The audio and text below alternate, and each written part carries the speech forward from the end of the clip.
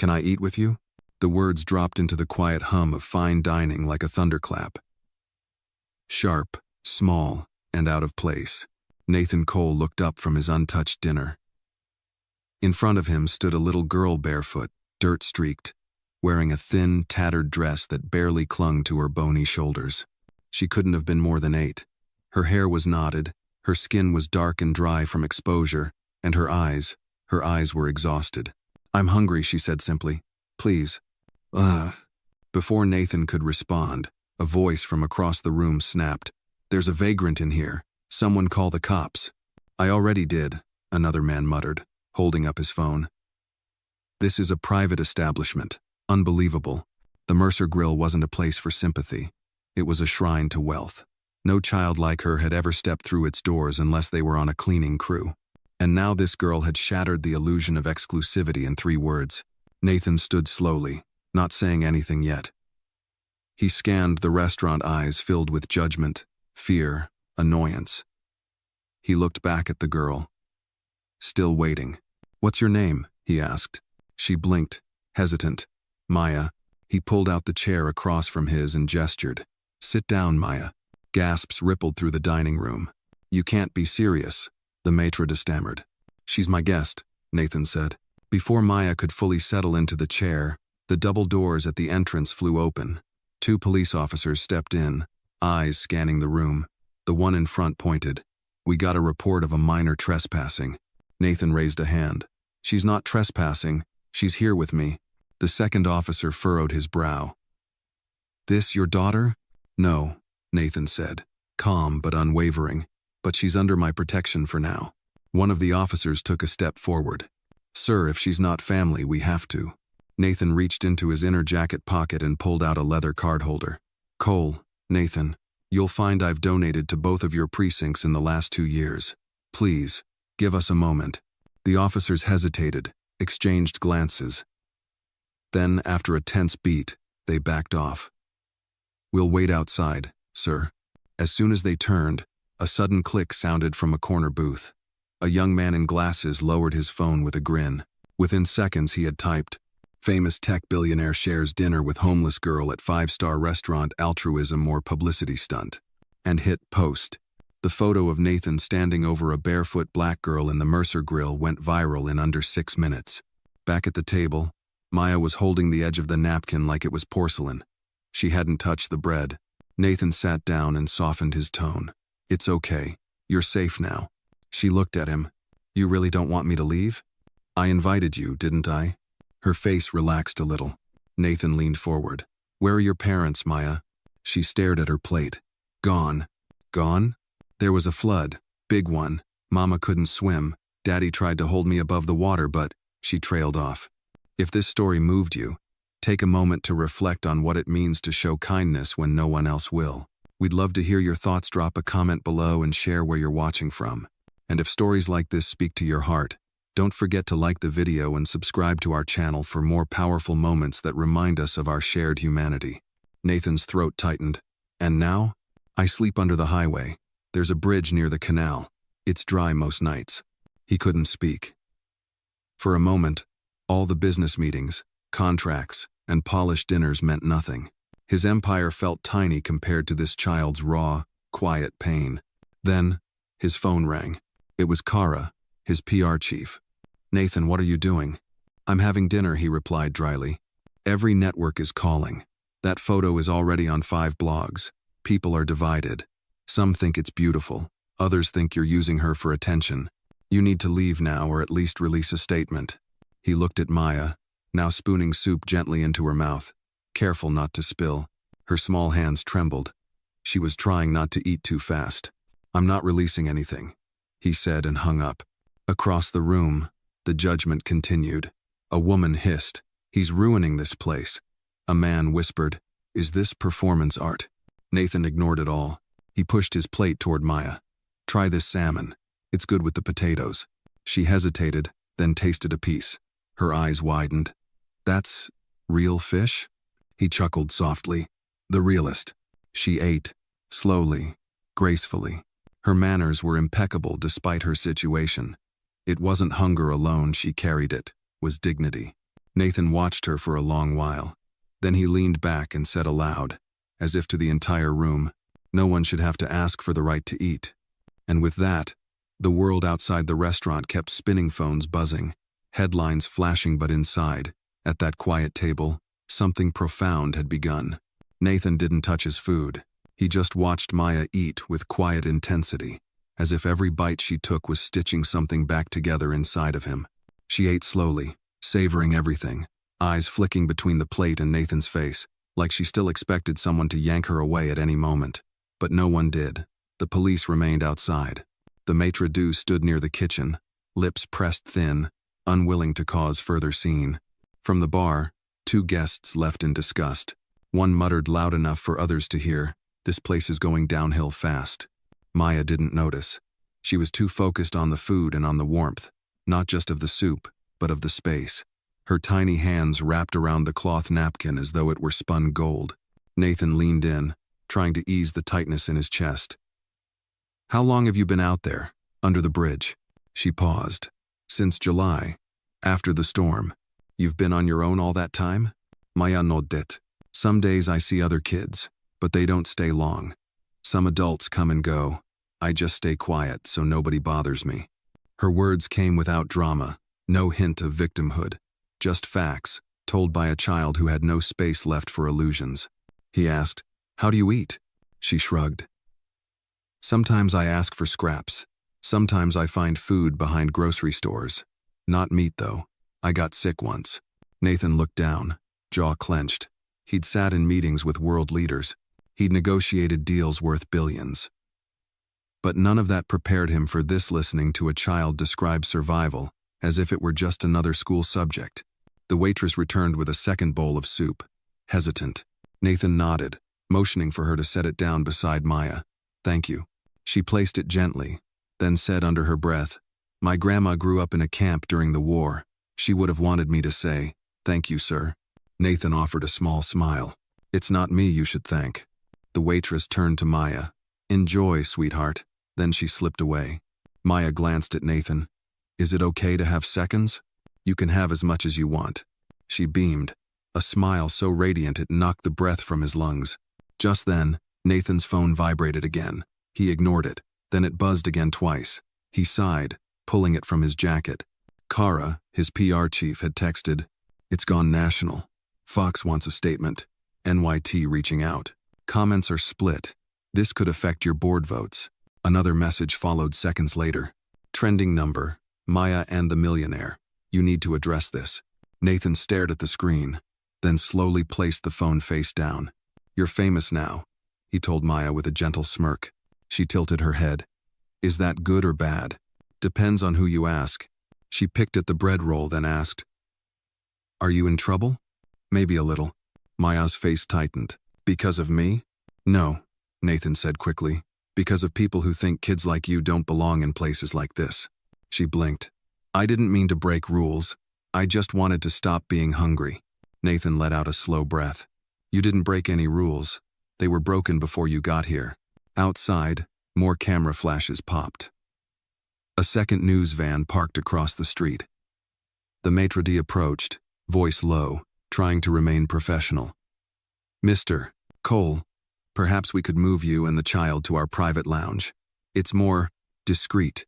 Nathan stood, pushing his chair back slowly. "Number," the maitre d' hesitated. "Sir, there are guests feeling. They'll live."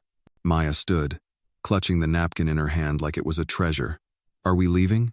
"No," Nathan said, looking around the room. "We're finishing our dinner, right here." He turned to the maitre d'. "And bring her dessert, the good one." "The chocolate torte, sir?" "Number, the cheesecake." "Yes, sir." When they sat back down, Maya leaned over the table. "You don't have to do all this. I just wanted food." Nathan nodded. "I know, but you're going to get more than that." "Like what?" He paused. "We'll see." She smiled again, then asked, "Why are you being nice to me?" Nathan leaned back. The question hit him harder than expected. "Because someone should have been nice to me when I was your age." Maya didn't respond. She just took his words and folded them into the space between them, like a soft pillow she could rest on. The cheesecake arrived minutes later, elegantly plated. Maya gasped. It's so pretty. Not as pretty once you eat it, Nathan joked. She laughed at a light, breathy thing. The kind of laugh that made people at nearby tables pause. For once, no one said anything. No protests, no whispers. Just quiet. Nathan took a sip of his now cold wine. His phone buzzed again. He left it on the table. He looked at Maya, then out the window at the flashing lights. The world outside buzzing like a beehive with opinions, stories, narratives. Let them buzz. He was here, now, at a table that had always felt too big for one, and somehow, with this small girl across from him, it finally felt full. Nathan didn't speak much as they exited the restaurant. Maya walked beside him, her fingers still sticky from the cheesecake, clutching the cloth napkin like a talisman. The air outside had turned cold, San Francisco's early evening mist rolling in, damp and unforgiving. Paparazzi flashes burst the moment they stepped onto the sidewalk.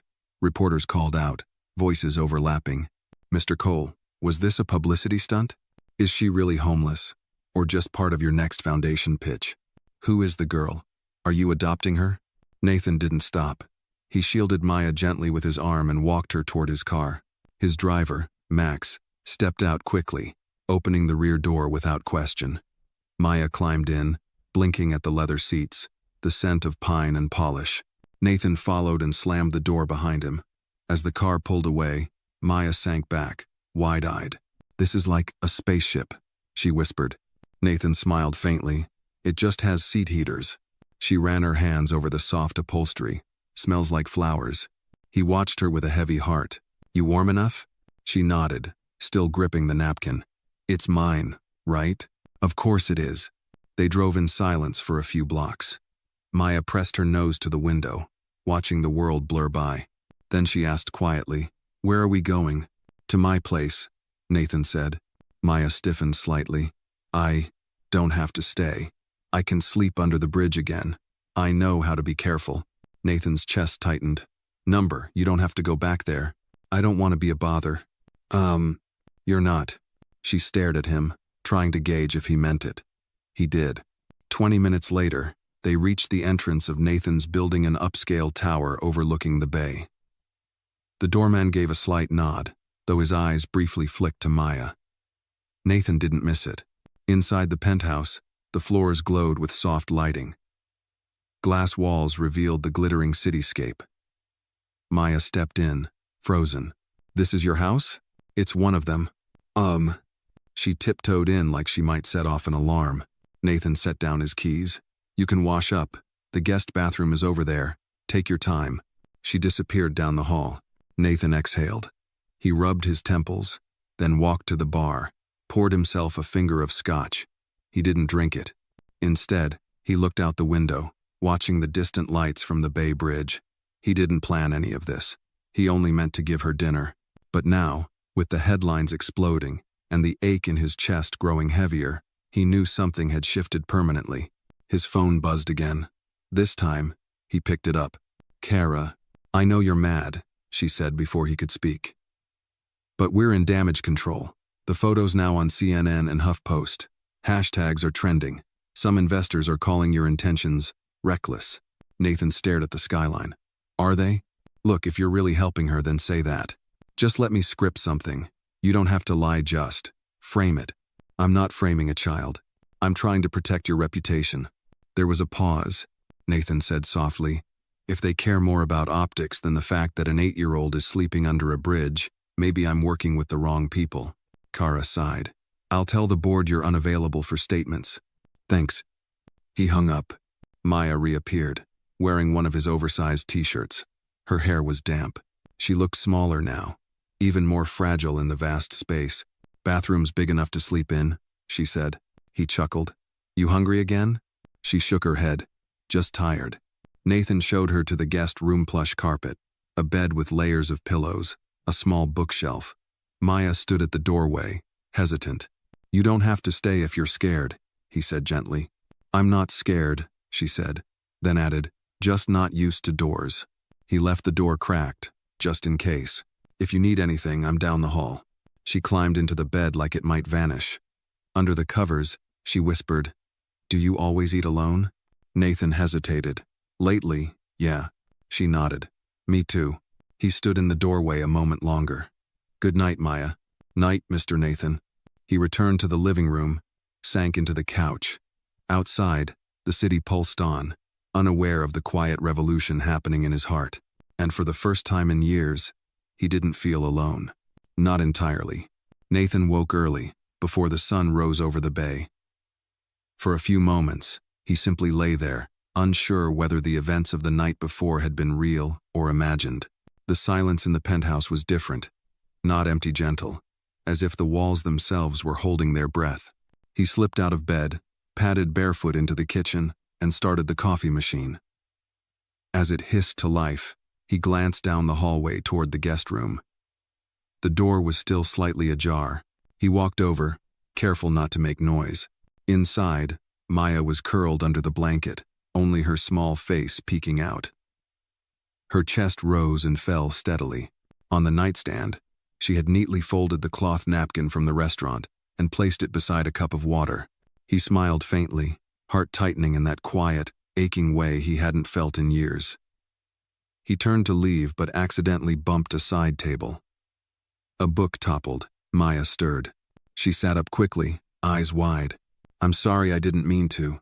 No, Nathan said gently. You're fine. You're safe.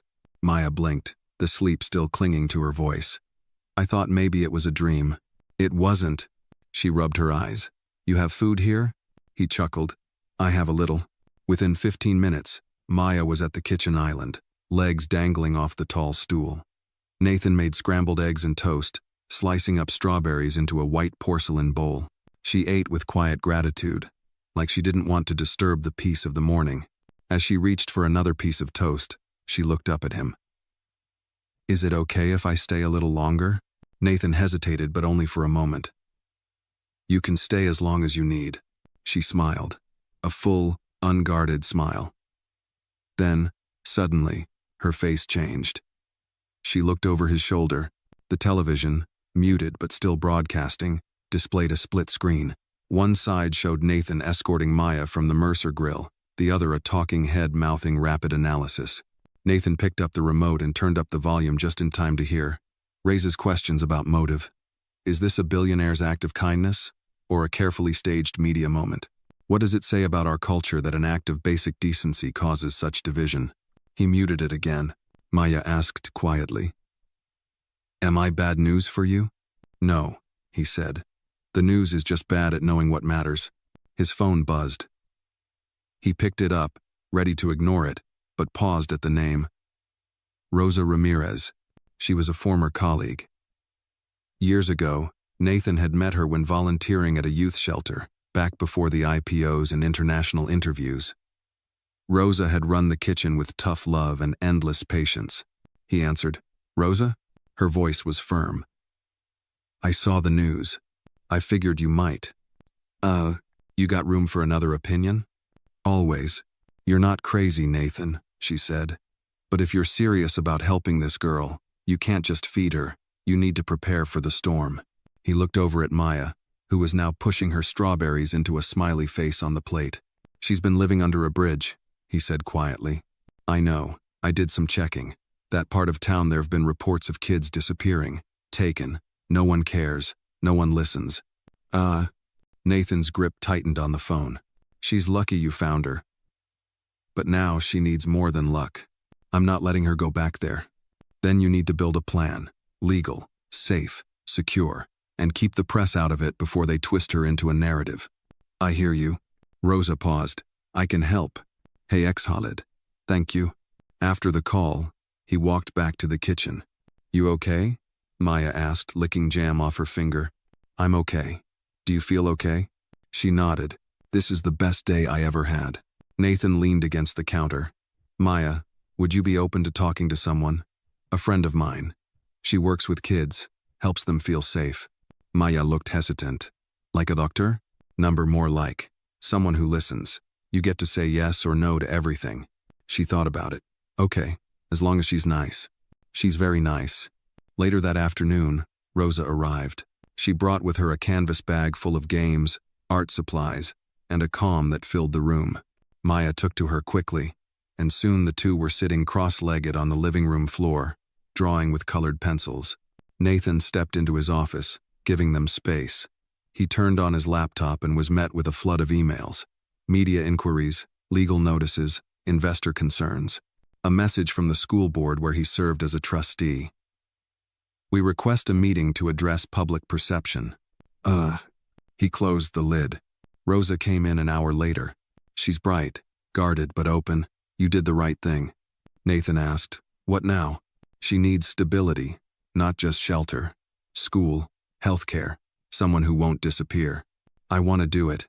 Rosa studied him. "Then let's start the paperwork." "She needs a guardian. And you're about to enter a system that doesn't trust people like us just because we have money. I don't care how long it takes." Rosa smiled. "Good, because it'll take time. But she's worth it." Nathan glanced out the window. Maya had fallen asleep on the couch, cradling a plush teddy bear Rosa had brought. The city lights were just starting to flicker on. "She's already changed everything," he whispered. That night, as he tucked her into bed, Maya mumbled, "If I'm dreaming, don't wake me." "You're not dreaming," he said. "You're home." And for the first time since his own childhood, Nathan felt like he was home too.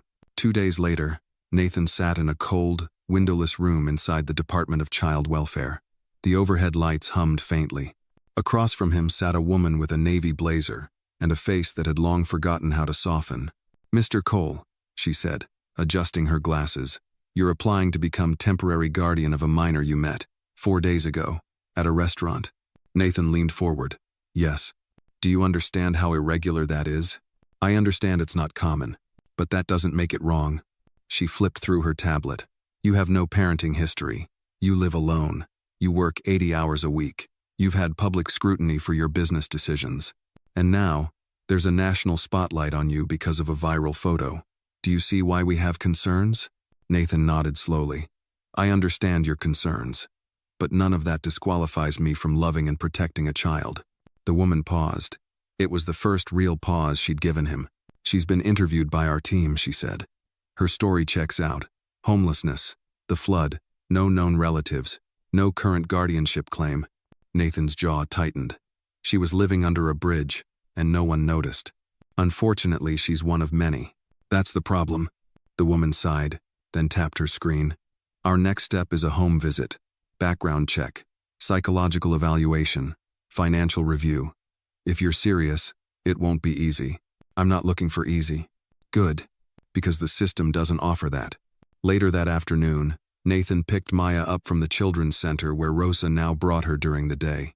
Maya ran up to him, her backpack bouncing. "Guess what?" she beamed. "I drew you." "You did?" She opened her sketchbook, revealing a stick figure man with tall hair and glasses, holding hands with a little girl in a pink dress. Above them, in big, uneven letters, it read, "My safe place." Nathan stared at it longer than he should have. "That's amazing," she beamed. "The other kids say I'm lucky, that billionaires don't usually come to the rescue." He smiled faintly. "Well, this one did." They walked to the car. As Nathan buckled her seatbelt, Maya glanced up at him. "Am I staying with you forever?" He hesitated. "I hope so, but there's a process. People need to make sure it's safe. Official." "Is that bad?" "No, it's just slow." She looked out the window. "Slow's okay.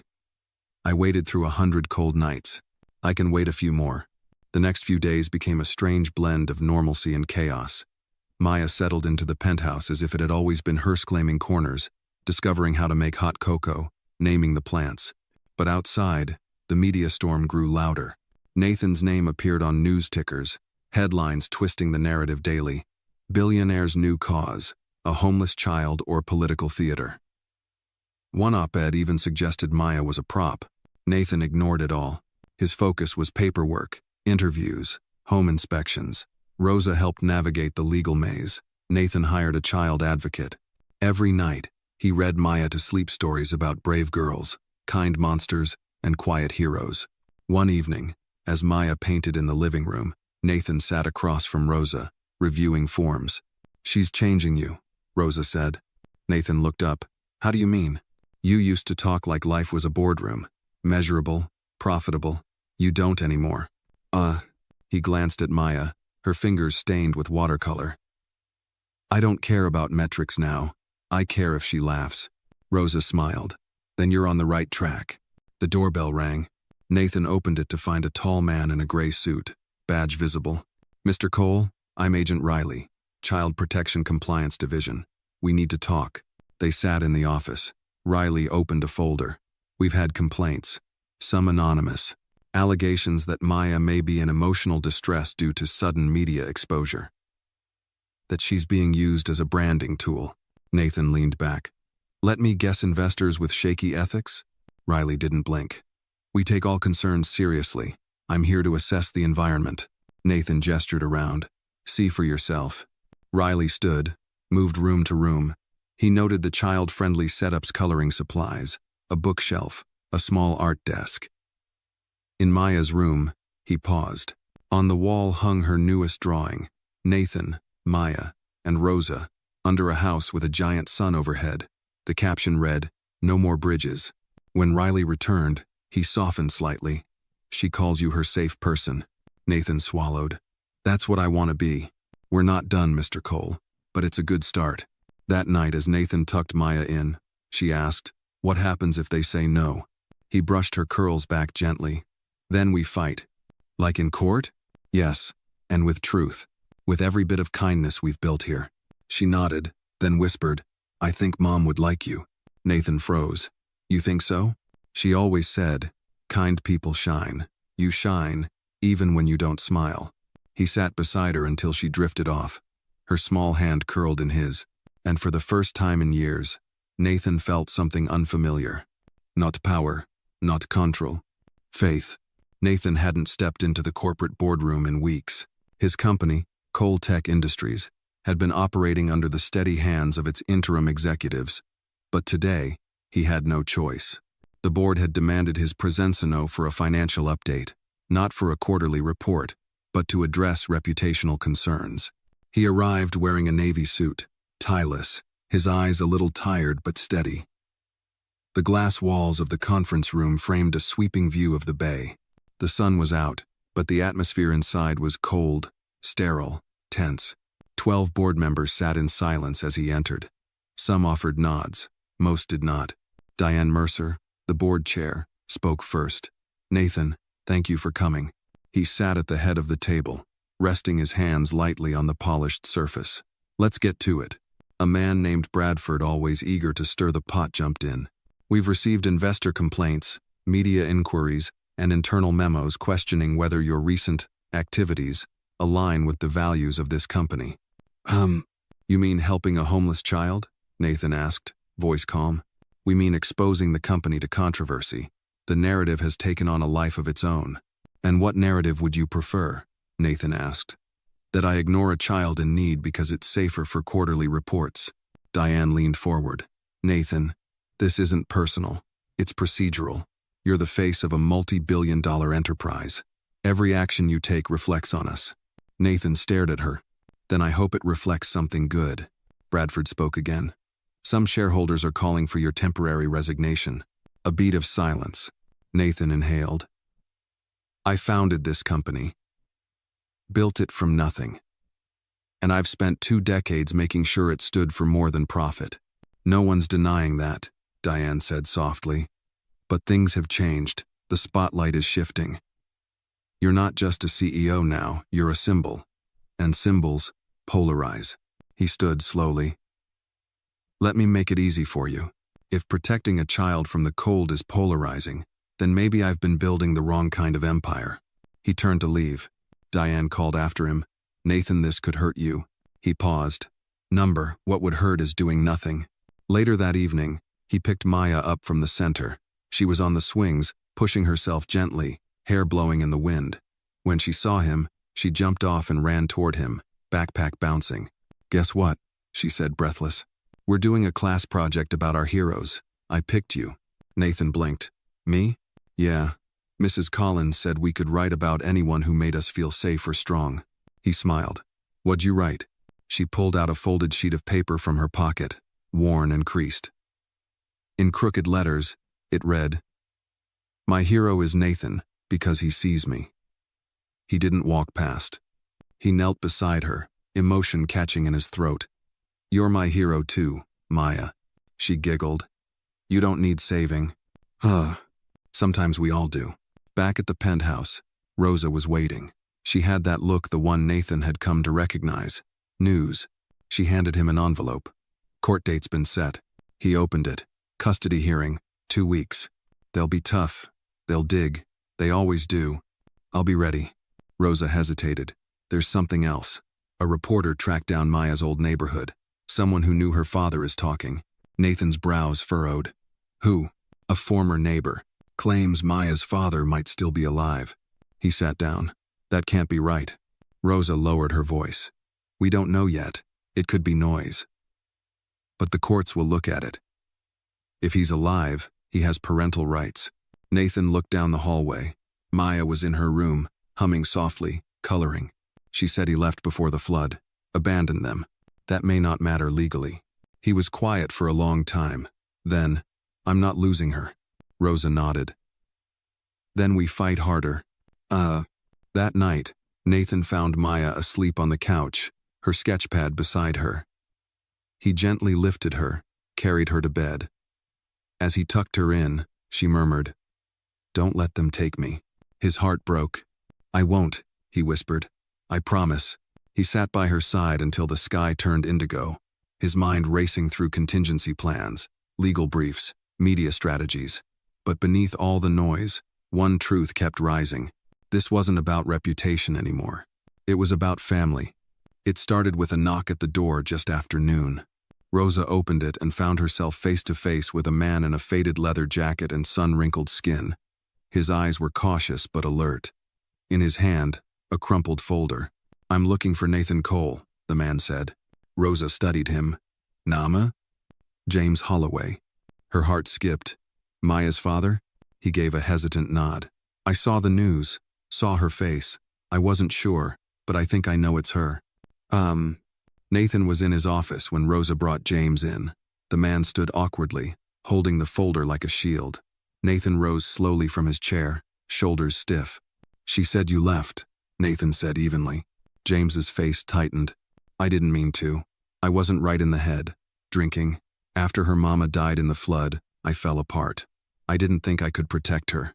I thought she'd be better off without me." Nathan crossed his arms. "She wasn't. She lived under a bridge. She nearly starved. I didn't know. I swear I didn't know." Rosa stayed silent, watching both men. James opened the folder and pulled out a faded photograph. A younger Maya, maybe 4 years old, on his lap. "She was everything. I failed." Nathan studied the photo. Maya's eyes were unmistakable. "You came back now because of the media?" "No," James said firmly. "Because I saw her face. And I remembered what it felt like to hold her hand. I've been clean for a year. I've been trying to get my life together. And now? I want to see her." Rosa spoke up.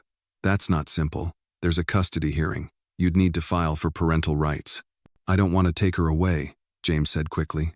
"I just want to know her again, even if I'm just a picture on her shelf." Nathan's jaw worked, unreadable. "Let me talk to her." That evening, after dinner, Nathan sat with Maya on the balcony, wrapped in a thick blanket. The city sparkled below. "I need to ask you something," he began gently. "About your dad." Her body stiffened slightly. "You told me he left," Nathan continued. "Do you remember why?" She was quiet. Then, in a small voice, "He got sad. After Mama." He stopped talking. Then one day, he was just gone. Nathan nodded. "Would you ever want to see him again?" Maya didn't answer right away. She pulled the blanket tighter. "I used to pretend he'd come back. But after a while, I stopped pretending. Pretending hurts." He came today." She turned sharply. "He did?" Nathan nodded. "He says he's been clean, that he wants to see you, if you want that." She was quiet. Her eyes searched the skyline as if it might hold the answer. "I don't know," she said finally. "I don't want to leave here." "You don't have to. No one's making you do anything. You get to choose." She leaned against him. "Will you be there if I see him?" "Every second." She nodded once, slowly. "Okay, just once." The next day, Rosa arranged a neutral meeting at her community center. A quiet room, comfortable chairs, soft lighting, no press, no noise. Maya sat on one side, clutching her sketchbook. Nathan sat beside her, one hand on her back. James entered quietly. His eyes immediately found hers. "Hey, little star." Maya didn't smile. She didn't run into his arms. She simply looked at him like someone trying to remember a dream. "You look taller," he said, kneeling. "I guess you had to." She tilted her head. "Why did you leave me?" His face crumpled. "Because I was broken, and I didn't know how to fix it, and I thought maybe you'd be better off without me. I was wrong." She looked down. It was dark and cold. "I was scared every night." James's voice broke. "I'm sorry. I'm so sorry, baby girl. I don't remember how you smell," she said quietly. "But I remember Mama's scarf." He nodded, tears welling. "She always smelled like cinnamon. You do too." They sat in silence. The room didn't try to rush them. Finally, Maya said, "You can come back, but only a little. I have a new life now." James wiped his eyes. "A little's more than I deserve." Later, in the car, Maya held tightly to Nathan's hand. "Are you mad?" she asked. "Number. Even if I talk to him sometimes?" Nathan looked at her. "You can talk to anyone you want, but I'll always be here." She smiled, tired but settled. "And you still want to be my forever dad?" He squeezed her hand. "More than ever." As the city lights passed them by, Nathan knew the road ahead wouldn't be easy. There would be courtrooms, lawyers, questions, and maybe more shadows from the past. But in that moment, with Maya's fingers curled around his, he felt ready for all of it. Because real love wasn't about perfection, it was about presence. And he wasn't going anywhere. The courthouse smelled like old paper and disinfectant. A pale morning sun filtered through the high windows, casting long shadows across the polished floor. Nathan sat beside Maya in the waiting area, dressed in a charcoal gray suit, his jaw set. Maya wore a simple blue dress with a soft sweater, her fingers curled tightly around the sketch pad she'd carried with her since the beginning. Rosa stood nearby, clipboard in hand, glancing occasionally toward the hallway where the courtroom doors loomed. "Judge Reynolds is firm but fair," she said quietly. "He doesn't care about headlines. He cares about stability." Nathan nodded, eyes on Maya. "She's ready?" "She's stronger than she knows." A bailiff called, "Cole and Holloway Family Court, Room 3C. Maya looked up.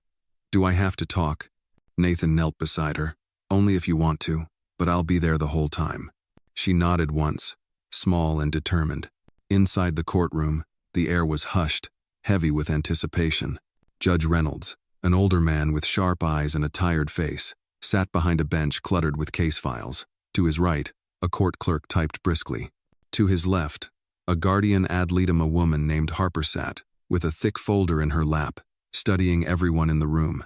James Holloway sat across from Nathan, his hands folded, shoulders slightly slumped. His lawyer, a lean man in his 50s, whispered something to him.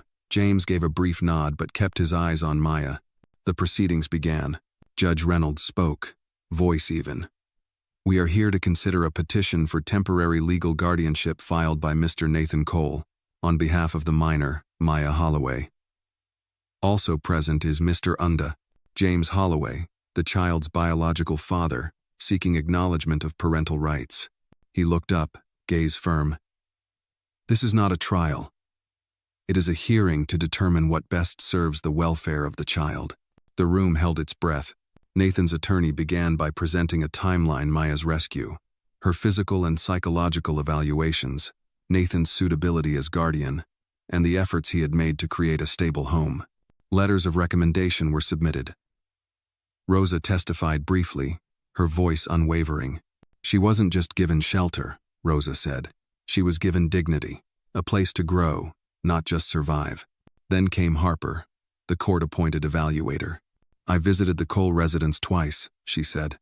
"The environment is safe, nurturing, and Maya exhibits signs of increased emotional security. She refers to Mr. Cole as her safe person. Her drawings consistently depict him as a central figure in her world." The judge turned to James. "Mr. Holloway, you claim to be rehabilitated. Why now?" James stood. Because I failed her once. And I swore I'd never fail her again. I don't want to take her away from a good home. But I want to be a part of her life. Even if it's just from the edges. The courtroom was still. The judge nodded, then motioned to Maya. Maya, would you like to speak? Nathan looked at her, giving her a small, steady nod. Maya stepped forward, her sketchpad clutched in both hands. She climbed into the witness chair. Her feet didn't touch the floor. My name is Maya, she began softly. I used to live under a bridge. It was loud and cold. I didn't know when I'd eat next. Then I met Mr. Nathan. He gave me food, then a bed, then hugs. He listens. He doesn't get mad when I wake up from nightmares. She looked directly at the judge. I still miss my mom. I don't remember everything about her. I still love my dad, even though he left. But Mr. Nathan stayed. He reads to me. He tells me I matter. He told me I could stay. She opened her sketchpad and turned it around. The page showed a drawing of a house with 2 doors. One had Dad above it. The other, Home. She pointed at the latter. I want to stay home. There wasn't a sound in the courtroom. Even James lowered his head. Judge Reynolds tapped his pen thoughtfully. Then he looked at both men. Mr. Holloway, Mr. Cole, I believe both of you care for Maya, but guardianship is not about potential, it's about presence. He turned to Maya. You've made your feelings clear, young lady. She nodded solemnly. The judge leaned forward. Effective immediately, the court grants Mr. Nathan Cole temporary full guardianship of Maya Holloway.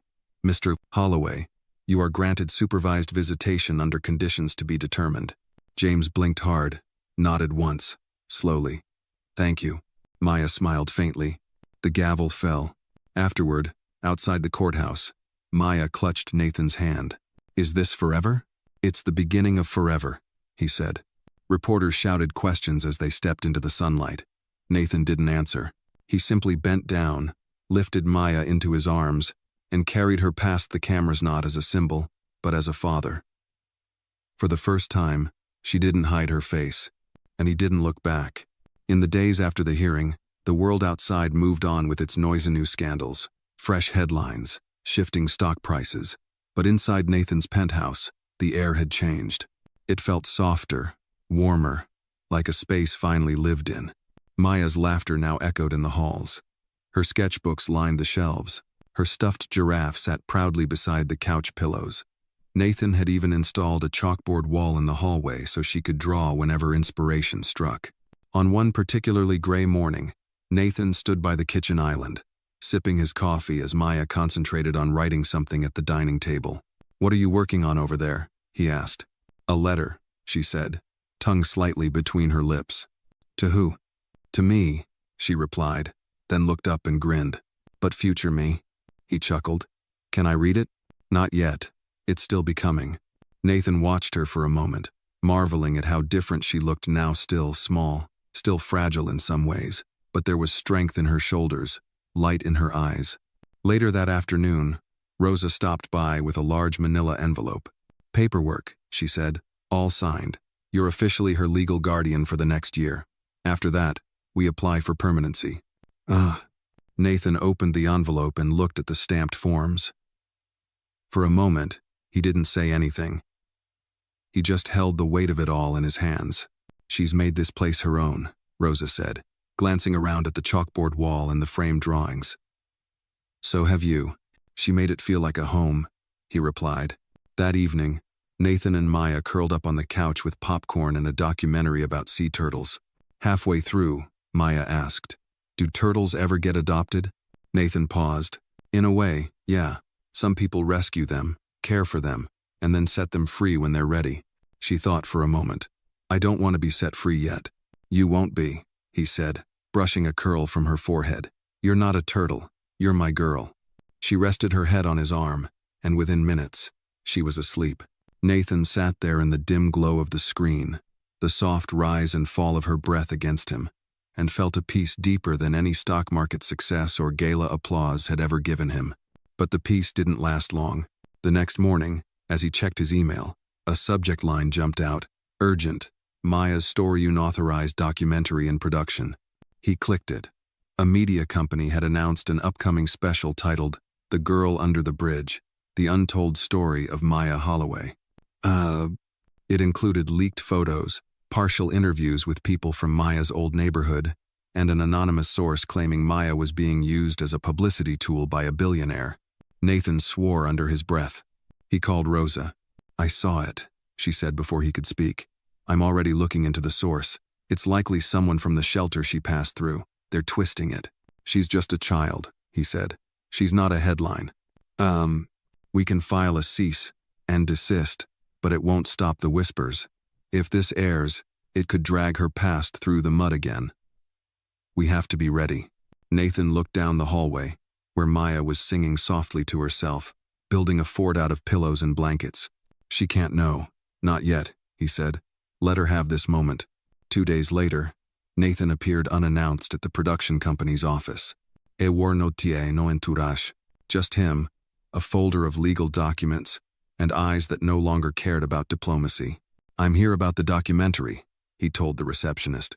After several tense minutes, he was led into a glass conference room where 2 executives sat, flanked by legal counsel. They looked smug. "Untouchable. We're within our rights to tell a public interest story," one of them said. "The child's story inspired millions. And that child," Nathan said, voice low, "is 8 years old. She's been through trauma, displacement, abandonment. She is not your content. It's a powerful narrative. She's a person," Nathan snapped, "not a plot point." He slid the legal folder across the table. "You air this, we sue. Defamation, exploitation, emotional damage. You'll lose everything you've built chasing this." The room was quiet. Then one of the lawyers spoke. "We'll review." Nathan stood. "You have 24 hours. He walked out without waiting for a reply. That evening, back home, Maya ran up to him with a new drawing. "This one's us on the moon," she said proudly. "Because I think even if the whole world broke, we'd still find each other." He took the paper, his throat tightening. "You're right," he said. "Did something bad happen?" she asked suddenly, eyes narrowing in that way only children do when they sense more than they're told. "No," he said, kneeling down to her level. "But someone tried to tell your story without asking you. I stopped them." Her face darkened slightly. "Why would they do that?" "Because people don't always see others. They see headlines. They see ways to be noticed. But your story belongs to you." She stared at him for a moment. "Can I write my story someday?" "You already are." She nodded and leaned into him. And Nathan realized in that moment, with crystal clarity, that protecting Maya wasn't about shielding her from the world. It was about helping her own, her voice, her past, her future, and making sure no one ever tried to write over her again. Spring came to the city slowly, brushing its color over the gray corners one flower at a time. Nathan noticed it most in the way Maya seemed to bloom, tulawing more freely, sleeping through the night, asking deeper questions at breakfast. Her drawings filled their home now, not just the chalkboard wall, but tucked in books, pinned to the fridge, slipped under his door with titles like Things I Dreamed or Ideas for Us. One Saturday morning, as sunlight spilled through the windows, Maya appeared with her sketchbook and a serious look. "We need a garden," she declared. Nathan blinked, mid-coffee. "A garden? On the roof. There's all this space and no flowers. Flowers make places feel like somebody cares." He looked out toward the private rooftop terrace, which until now had only been used for the occasional barbecue or evening glass of wine. "You know, I think you're right." The next week became a flurry of activity. Nathan made calls. Rosa connected him with a local community garden organizer who agreed to help. Maya drew up plans rows of lavender and marigold, a corner for tomatoes and strawberries, a winding path of stepping stones. They built it together. Maya wore gloves 3 sizes too big. Nathan tried to act like he knew what he was doing with a trowel. Dirt got everywhere. Laughter did too. Neighbors came to watch. Some joined in. An older woman from the next building offered compost. A retired firefighter donated old crates for planters. The rooftop became something else, entirely a place of shared effort and growing color. One afternoon, as they planted basil, Maya asked, "Why don't more people do this?" "Do what?" "Make space for things to grow." He looked at her, then at the skyline. Because it's easier to build walls. She pressed the soil down gently around the roots. We're planting windows. Nathan smiled. Yeah, we are. But even as things blossomed above, something darker stirred below. The media buzz around Maya had quieted, but not disappeared. Despite Nathan's legal threats, fragments of her story continued to circulate out-of-focus photos, third-hand rumors, even a misleading article in a tabloid suggesting Nathan was grooming her for inheritance. At first, Nathan ignored it. But then it reached Maya. She was scrolling through a tablet one evening, researching bee pollination for the garden, when she paused. Her face changed. He walked over quickly. What is it? She turned the screen toward him. The article headline read, Maya Holloway, From Bridge to Billionaire. Beneath it, a blurry photo of them on the rooftop, laughing with shovels in hand. Are they saying I'm using you? She asked. Nathan's stomach twisted. That article is garbage. Written by people who don't understand what love looks like. But other kids might see it. At school, what if they believe it? He crouched beside her. Then we show them who you are. We don't fight lies with silence. We fight them with truth. She was quiet, then asked, Can we have an open garden day? Invite people? Show them? He paused, surprised. You want people to come here? She nodded. Let them see what we built, not what they write about. The next 2 weeks were a blur of planning. Maya designed invitations bright, hand-drawn cards that read, Come see what we grew. Rosa helped reach out to local schools and community groups. Nathan arranged security, media guidelines, and permits. When the day came, the rooftop garden was alive with color and noise. Neighbors mingled with strangers. Children darted between tomato plants. A local musician played acoustic songs. Maya led tours with a clipboard in hand, explaining which herbs needed shade, which flowers were butterfly favorites. Nathan watched her from across the garden, amazed. A woman approached him, mid-50s, sharp eyes. I'm a teacher, she said. Read all about you two. Didn't believe any of it. He braced for more. She smiled. But I came here, and I saw this, and now I believe in her. Nathan exhaled. Thank you. As the sun began to set, Maya stood on a small bench and called out to the crowd. Thank you for coming, she said, her voice clear and strong. I used to live under a bridge. Now I live in a garden. I didn't do it alone. But now it's mine too. And if you ever need help growing something, we'll be here. The crowd applauded. Nathan felt his throat tighten. Later, as the last guests left, Maya stood beside him, looking out over the city lights. You okay? He asked. I think I'm proud, she said. Is that allowed? It's more than allowed. It's earned. She leaned against him. Can we keep planting more stuff? Absolutely. She looked up. Even if it doesn't always grow? Especially then, he said, because planting is hope. And as the stars came out one by one above their rooftop garden, Nathan knew this chapter of her story of their story was no longer about rescue or headlines or proving worth. It was about growing something that would outlast all of that. And they had only just begun. The garden had become their ritual.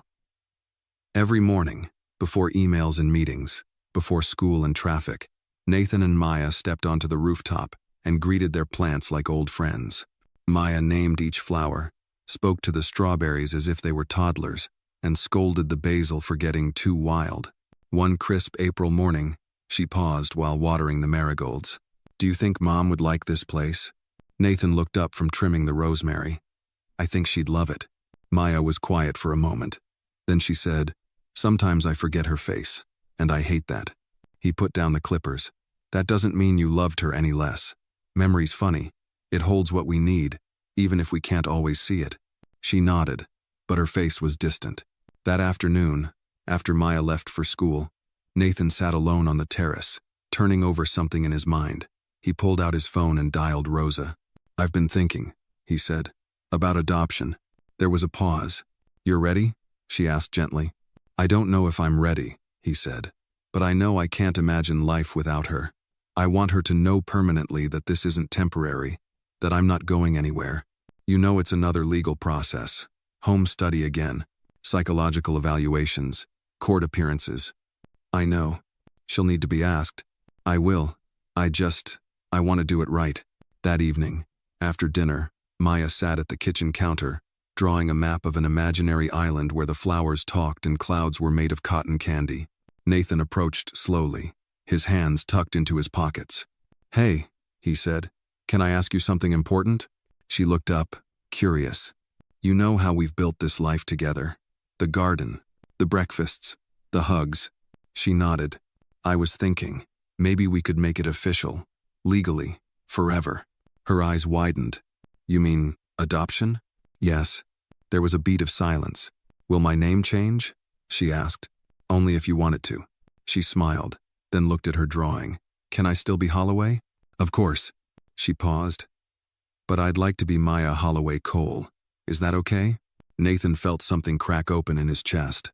"That's more than okay," he said. She jumped off the stool and hugged him so tightly that it startled him. "Then yes, yes, yes, yes." They stayed that way for a while, arms around each other, breathing in the moment. The process began the next day. Rosa helped file the petition. Social workers revisited their home. Maya was interviewed again, this time more confidently. She told the evaluator, "He doesn't just take care of me, he lets me take care of him too." The adoption hearing was scheduled for early June, but not everyone was thrilled. Nathan received a call from James Holloway 3 days before the hearing. "Are you sure about this?" James asked. Nathan was sitting in his office, staring out the window. "I'm sure. She's still my daughter, and she always will be. This doesn't erase you. It just gives her stability, security, a name that tells the world she has a family that's permanent." James was quiet. Then, "I want to be there, for the hearing." Nathan hesitated. "If it's what Maya wants." That night, he asked her. "I think it's okay," Maya said slowly. "He's still part of my story, just not the whole story." The day of the hearing arrived. It was nothing like the custody hearing. This courtroom was smaller, brighter, almost cheerful. The judge, a woman in her 60s, wore a gentle smile. Maya wore her favorite yellow dress. Nathan wore a tie for the first time in months. Rosa sat behind them, holding tissues just in case. The judge addressed Maya directly. "Do you know what today is about?" Maya nodded. "It's the day I get to tell the world where I belong." "And where is that?" She looked up at Nathan. "With him." The judge smiled. "Then let's make it official." The gavel fell. The paperwork was signed. Nathan was handed a certificate. Adoption finalized. Maya Holloway, Cole. As they walked out of the building, James met them on the steps. He looked at Maya. "You okay, little star?" She nodded. "You can still visit, but I live here now." He smiled sadly. "I know." He turned to Nathan, extended a hand. "Take care of her." Nathan took it. Always. That night, they held a small celebration on the rooftop. Just a few neighbors, Rosa, and a cake shaped like a sunflower. Maya stood up on a planter box and raised a glass of apple cider. "To new names," she said, "and the same love." Everyone clapped. Later, as the stars blinked awake, Nathan tucked her into bed. "Do you feel different?" he asked. "A little," she said sleepily. "Like the ground under me is stronger." He kissed her forehead. "That's because it is." As she drifted off, Nathan sat by her side, holding the certificate in his hands. It wasn't just paper. It was a promise, and he intended to keep it for the rest of his life. Summer settled gently over the city. The garden thrived thicker, fuller, brighter than ever before. Bees danced lazily between the blooms. Strawberries ripened along the edge of the planters. The lavender spread wide like open arms. Nathan found peace in the small things now. In the way Maya hummed while brushing her teeth. In the way she asked deeper questions at breakfast. In how she always took a second cookie knot out of greed, but to save it for later, just in case. They were a family now, and it showed in everything. One morning, as they sat together on the rooftop sipping fresh lemonade, Maya glanced up from her notebook. "Do you ever wonder why we found each other?" she asked. Nathan thought for a long moment. "Every day. I think it was supposed to be hard," she said. "So we'd know how special it is now." He looked at her, awed once again by her capacity to understand things most adults couldn't touch. "That might be the wisest thing anyone's ever said to me," he replied. She smiled and went back to her notebook. It was moments like that, quiet, unassuming, rich with unspoken meaning, that defined this new chapter of their lives. But not everything was quiet. In mid-July, Nathan received a call from a nonprofit leader who had read Maya's story.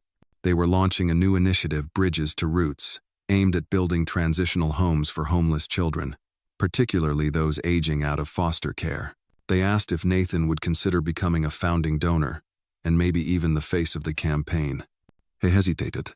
"I'm not interested in using her story for press," he said firmly. "We're not asking for a spectacle," the woman on the line said. "We're asking for a symbol, something real." He thought of Maya's garden, of her voice that once whispered, "Don't let them take me," and now declared, "This is where I belong." "I'll talk to her," he said. That evening, as the sun dipped low, Nathan sat beside Maya on the couch and explained the idea.